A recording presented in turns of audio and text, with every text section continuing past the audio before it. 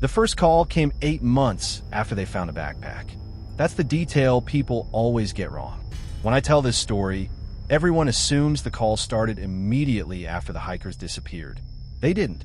For 8 months, everything was normal. Or at least as normal as things get when you work search and rescue in Yosemite. People get lost. People make bad decisions. People underestimate mountains. That's just reality. Most missing person cases end one of 3 ways. You find them alive, you find them dead, or you never find them at all. The Harper case belonged to that third category. 3 college students, 2 men, 1 woman, all experienced hikers, all carrying GPS devices, all following a marked trail. Then they vanished. No emergency beacon, no distress call, no tracks, nothing. The search lasted 12 days. We brought in helicopters, K-9 teams, volunteers, drones, nothing. The only thing we found was a backpack. It belonged to one of the hikers, a guy named Ryan Harper. The backpack was discovered 17 miles from where they were last seen. The strange part wasn't the distance. The strange part was the condition. Everything inside was perfectly organized. Food untouched, water untouched, first aid kit unopened. Even his phone was still inside, fully charged. Nobody could explain it. If you're lost in the wilderness, your backpack becomes your lifeline. You don't abandon it, not unless something makes you. The case eventually went cold. That's usually how these things go. Families stop calling. News stations move on. The paperwork gets filed away. Life continues. Then the phone rang. I was working a night shift at the Valley Operations Center. Around 11:40 p.m., the dispatcher transferred the call to me because she thought it was a prank. I almost thought the same thing. The voice sounded calm. Male, young, no panic, no fear, just tired. He said, "Hey, I think I'm lost." I pulled up the standard incident form. "What's your name?" A few seconds of silence followed. Then, Ryan Harper. I remember freezing. Not dramatically, just long enough that the caller noticed. "Hello." I looked at the screen. The name sat there in my memory instantly. Because missing persons don't leave your head. Not the unsolved ones. Especially not the young ones. "Can you repeat your name?" "Ryan Harper." My heart started beating faster. Not because I believed it. Because I didn't. Someone was messing with us. Maybe a family member. Maybe some idiot who found an old news article online. I asked for his date of birth. He answered correctly. I asked for his home address. Correct. Parents' names. Correct. Everything matched. Every single thing. I muted the call and motioned for dispatch. Angela came over. I handed her the file. Her expression changed immediately. Then she listened to the caller. Her face went pale. The conversation lasted 14 minutes. We tried obtaining a location. Nothing. No GPS data. No cell tower information. No traceable signal. Which made no sense. Calls don't work like that. Every call leaves something. This one didn't. Eventually, I asked him the obvious question. "Ryan, where are you?" The line went quiet. Then I heard something strange. Wind. Heavy wind. Trees. Footsteps. Then Ryan spoke. "I don't know. What's around you?" More silence. Then, "The trail keeps changing." I exchanged a look with Angela. "How is it changing?" "I don't know." His breathing grew slightly faster. "There are signs now." "What kind of signs?" "I've seen my name 3 times. A chill moved through me. I don't know why. At the time, it sounded ridiculous. Just nonsense. It's something about the way he said it bothered me. Then he asked a question. One simple question. One question that changed everything. "What year is it?" The call disconnected immediately afterward. We never traced it, never located it, never explained it. And at exactly 11:40 p.m. the following night, Ryan Harper called back. The second call lasted longer, 21 minutes. Long enough that nobody in the operations center was laughing anymore. By then, Angela had already pulled every file connected to the Harper disappearance. Photos, search reports, witness statements, everything. We were treating the call like evidence. Not because we believed Ryan Harper was alive. Because we couldn't explain how someone knew so much. The phone rang at exactly 11:40 p.m. Not 11:39, not 11:41, exactly 11:40. The same unidentified number appeared. No caller ID, no location data, nothing. I answered immediately. The voice sounded relieved, like he'd been waiting. "You're there." The statement bothered me more than it should have. Not hello, not who is this, just certainty, as if he already knew I would answer. I kept my voice steady. "Ryan, yeah, where are you?" A pause. Then, "I don't think that's the right question." I remember writing that sentence down, word for word, because it felt rehearsed, like he'd said it before. What question should I ask? The wind returned. Heavy wind, branches moving, something metallic rattling somewhere nearby. Then Ryan spoke again. "Ask how long I've been here." I looked toward Angela. She was already taking notes. "How long have you been there?" The answer came instantly. 3 days. My stomach tightened, because Ryan Harper had been missing for 8 months. Not 3 days, 8 months. The discrepancy should have exposed the prank immediately. Instead, it made everything worse, because Ryan sounded genuinely confused. Not deceptive, confused, as if 8 months was impossible. We spent the next 10 minutes asking questions. The answers became increasingly strange.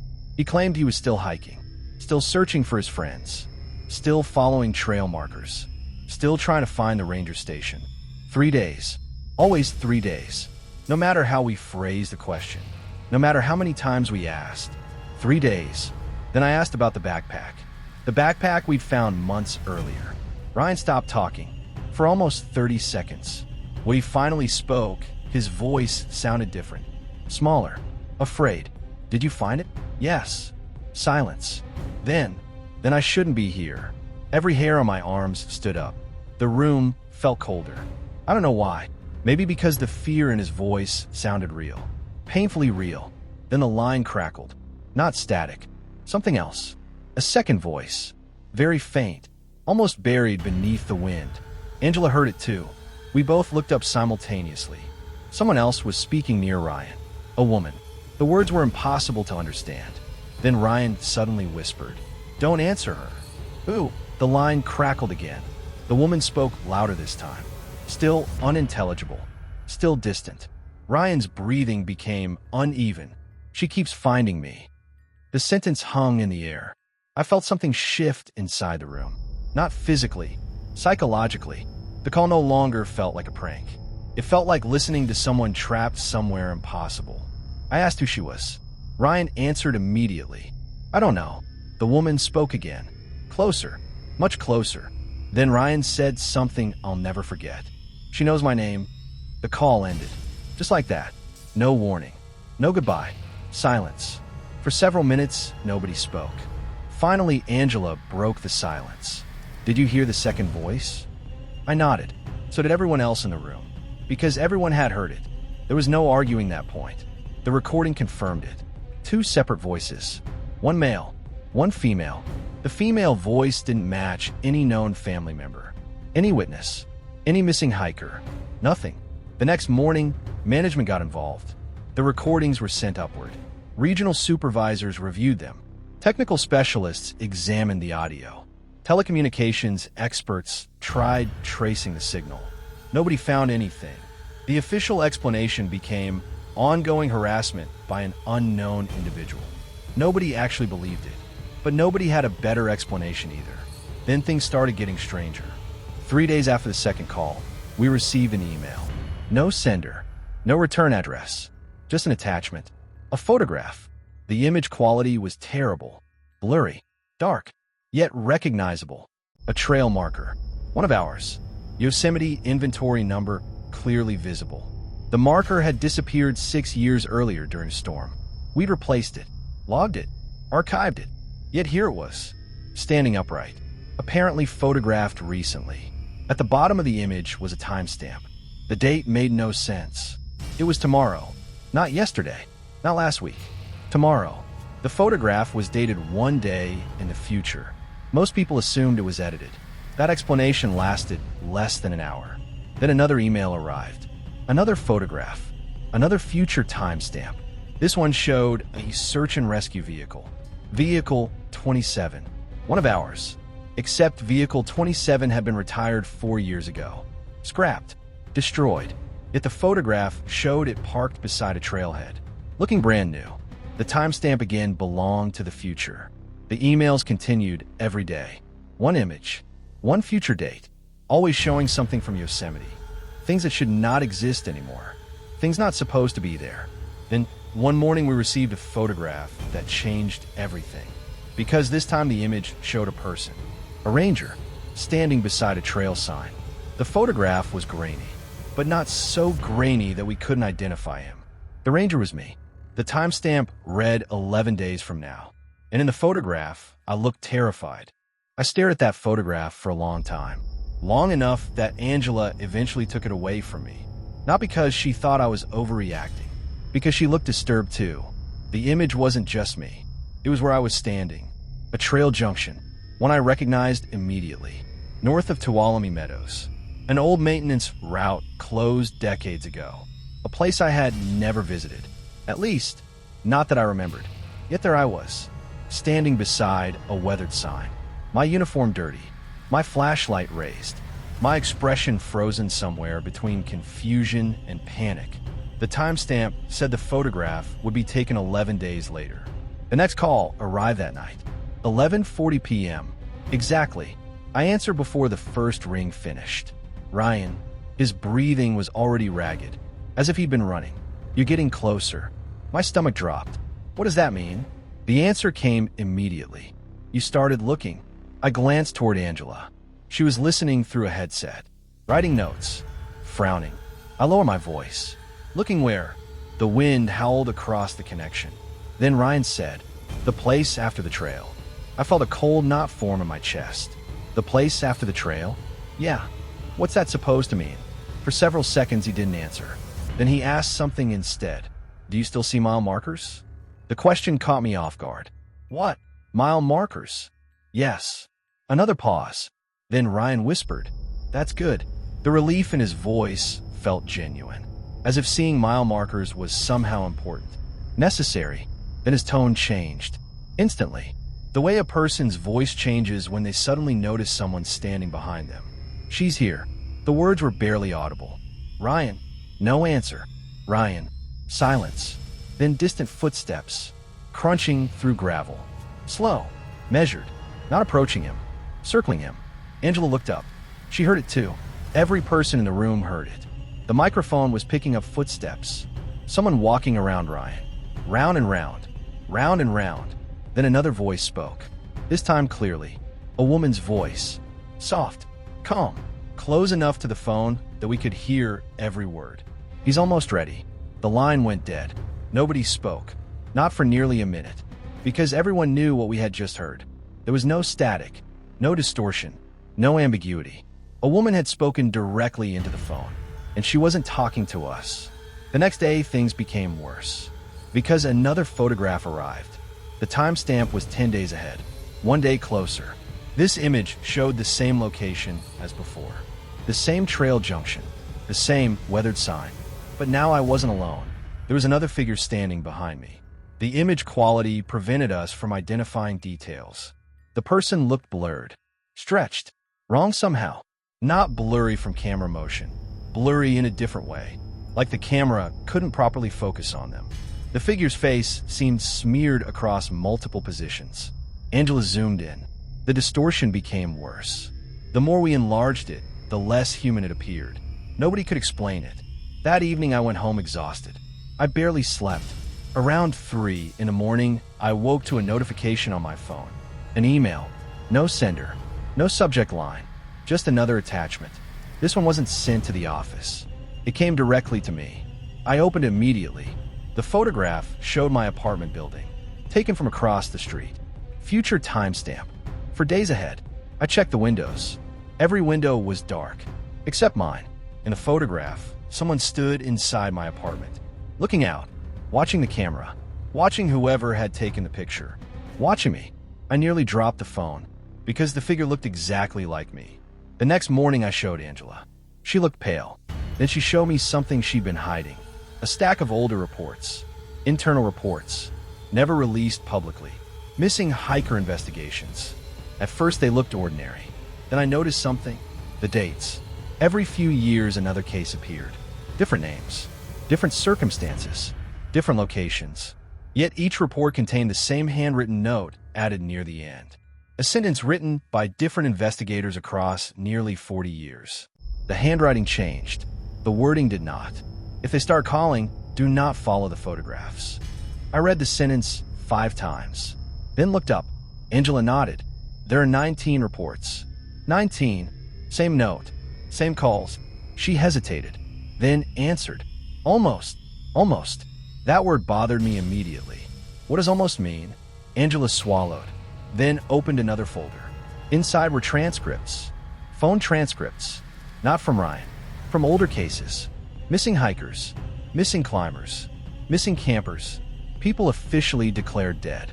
Yet years later, phone calls began arriving. Calls from the missing. The pattern repeated across decades. Always beginning with one call. Then photographs. Then disappearances. My mouth fell dry. What disappearances? Angela looked directly at me. The investigators.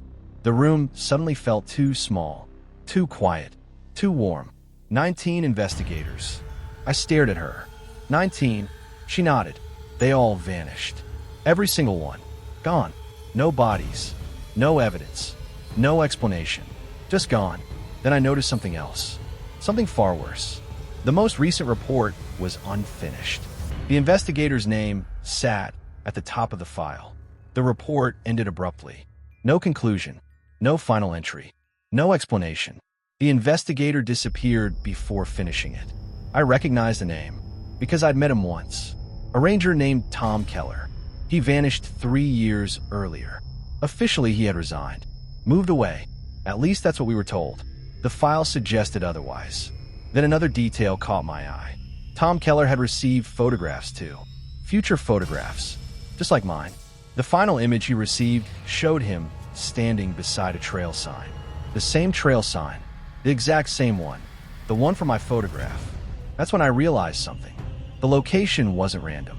Every investigator eventually appeared there. Every single one. The calls continued nightly. The photographs continued daily. Each image moved me closer. 9 days ahead. 8 days. 7. Like a countdown. The future getting closer. The gap shrinking. Then the impossible happened. On the 6th day, a photograph arrived with today's timestamp. Not tomorrow. Not the future. Today. The image showed me sitting inside the operations center, looking directly into the camera. The photograph had been taken less than an hour earlier. Nobody remembered taking it. No security cameras matched the angle. No employee admitted capturing it. The camera position itself was impossible because the photograph appeared to be taken from inside a locked evidence room, a room that should have been empty. That night, Ryan called again. Only this time, he sounded different. Older, tired, defeated, like years had passed for him. The first thing he said was, "You need to stop answering." I almost laughed. After weeks of calls, now he wanted me to stop? What? The answer came immediately. Because she's using you now. The line crackled. Wind screamed through the connection. Then Ryan whispered something that made my blood run cold. She used me too. And for the first time since the calls began, I realized Ryan might not be the victim anymore. He might be part of whatever was calling us. And if that was true, then the countdown in those photographs meant something much worse than I had imagined. The next photograph arrived at 6:12 the following morning. I already knew it would be there. That was the worst part. Not fear, not confusion, expectation. The emails had become part of my routine. Wake up, check inbox, see how much closer the future had moved. 6 days. That was all that remained now. 6 days until whatever was waiting at that trail junction finally happened. I opened the attachment, immediately wished I hadn't. The photograph showed the same location, the same weather trail sign, the same abandoned stretch of wilderness. Only now the camera was closer, much closer, close enough that I could read the lettering carved into the wood. The sign didn't display a trail name. It displayed names. Hundreds of names. Thousands maybe, carved into every visible surface. Layer over layer. Old names. Fresh names. Names scratched with knives. Names burned into wood. Names carved so deeply they split the sign apart. One name appeared repeatedly. Ryan Harper. Again. Again. Again. Dozens of times. Then I found another. Tom Keller. Again and again. Then I found my own. My stomach dropped, because my name appeared near the bottom, freshly carved. The timestamp said the photograph will be taken 6 days later. Yet my name was already there. That wasn't possible. I hadn't gone anywhere near that place. I hadn't even located it. Not officially. The photograph suggested otherwise. That afternoon, I made a mistake. A huge mistake. I started investigating on my own. I accessed archived mapping systems, maintenance records, survey reports, anything connected to the area visible in the photographs. Hours passed. Nothing matched. The trail junction didn't exist. No maps contained it. No satellite imagery showed it. No maintenance crews reported it. It simply wasn't there. Then I found something strange. An inventory discrepancy. One of the old GIS databases listed a route designation that shouldn't exist. Route N17. The designation appeared once. Only once. Then vanished from all later revisions. No coordinates. No description. Just the code. N17. I printed the record. 10 minutes later, the file disappeared from the system. Not deleted. Gone. As if it had never existed. The database administrators couldn't locate it. Neither could IT. The file simply ceased existing. But I still had the printout. That evening, Angela pulled me aside. She looked exhausted. More exhausted than I'd ever seen her. I found Keller's personal notes. My pulse quickened. Where? Storage. What do they say? She hesitated, then handed me a notebook. Most of the pages contained normal field observations, search patterns, weather logs, wildlife activity. Then the writing changed. The entries became frantic, obsessive. Repeated phrases filled entire pages. The calls aren't coming from a missing. The calls aren't coming from the missing. The calls aren't coming from a missing. Over and over. Dozens of times. Then another sentence appeared. A single sentence underlined repeatedly. It needs someone to remember them. I stared at the words. What does that mean? Angela shook her head. I don't know, but I think she did. Or at least she suspected, because neither of us wanted to say it aloud. The missing hikers weren't contacting us. Something else was. Something using them. Something borrowing them. Something wearing them. That night the phone rang at 11:40 exactly. I answered. No greeting. No introduction. Just breathing. Slow breathing. The line remained silent for nearly 30 seconds. Then Ryan spoke. Except it wasn't Ryan. Not anymore. His voice still sounded like Ryan. But the emotion was gone. The uncertainty was gone. The fear was gone. What remained sounded calm. Too calm. Like someone pretending to be afraid. You found N17. My blood froze. I hadn't told anyone about the file. Not even Angela. How do you know that? No answer. Instead, you're getting close. The same phrase again. Closer. Closer to what? The frustration finally broke through. What are you? Silence. Then laughter. Not loud laughter. Not mocking laughter. Confused laughter. Like the question itself was strange. Then Ryan answered. We were hikers. Were. Past tense. I gripped the phone tighter. We. Another pause. Then. There are more now. A cold sensation crawled through my chest. The line crackled. The wind returned. Then dozens of voices emerged behind Ryan. Not one. Not two. Dozens. Men. Women. Children. All speaking at once. All overlapping. All whispering. I couldn't understand most of it. Only fragments. Can't find a trail. Still daylight. Help us. Don't let her. Keep moving. The voices blended together into a horrifying wall of sound. Then every voice stopped simultaneously. Ryan whispered, "She's listening." The call disconnected. I didn't sleep that night. Neither did Angela. The next morning, another photograph arrived. 5 days. The countdown continued. This image showed something new. The photographer had moved beyond the trail sign, past it, into the forest. The trees looked wrong, not supernatural, not distorted, just repeated. The same tree appearing multiple times. The same broken branch, the same fallen log, patterns duplicating themselves, as if the landscape had been copied incorrectly. Angela noticed it too. When she pointed it out, I couldn't unsee it. The forest looked duplicated, recycled, like reality itself had begun cutting corners. Then we received another email. No attachment this time. Only text. 5 words. Do not let her find you. That was it. No explanation. No sender. Nothing. For the first time, the warning felt genuine. Not manipulative. Not threatening.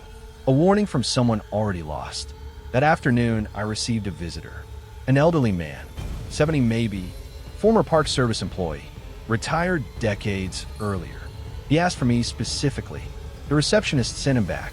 When he entered my office, his eyes immediately locked on a photograph pinned beside my desk. The trail sign, the one from the countdown. The color drained from his face. Oh God, I stood. You know this place? The man sat down heavily, like his legs suddenly stopped working. Then he said something that changed everything. I've been waiting 30 years for somebody to show me that picture. My heart hammered. What is it? His answer came slowly, carefully, like he hated remembering. We used to call it the North Trail. Every nerve in my body tightened. North Trail. The words felt familiar. Important. The old man continued. It wasn't on maps. Why not? Because it wasn't always there. Silence filled the office. Then he explained. Back in the 70s, hikers occasionally reported an extra trail. A trail appearing where no trail should exist. Most reports were dismissed. Confusion. Navigation errors. Fatigue. Until people started disappearing. Not many. A few. Enough to create concern. Search teams occasionally found evidence. Footprints. Equipment. Campfires. Always leading somewhere impossible. Always toward the same non-existent route. The North Trail. Then he said the sentence that still keeps me awake. The people who came back were worse than the people who vanished. I stared at him. What does that mean? His eyes met mine. Terrified eyes. Eyes that had spent decades trying to forget. Because they came back wrong. And before I could ask another question, he noticed something behind me. His face changed instantly. The blood disappeared from it. His breathing stopped. I turned around. Nothing was there. Just my office window. The parking lot beyond it. When I looked back, the old man was already standing. Backing away. Shaking. What is it? He pointed toward the glass. Toward my reflection. Then whispered. That's not following you. My stomach dropped. The old man stumbled backward toward the door. Then spoke one final sentence. A sentence that would make the next photograph far more terrifying. It's waiting for you to recognize it. Then he left. And that night, when I looked into a mirror before bed, for a brief moment, my reflection smiled before I did.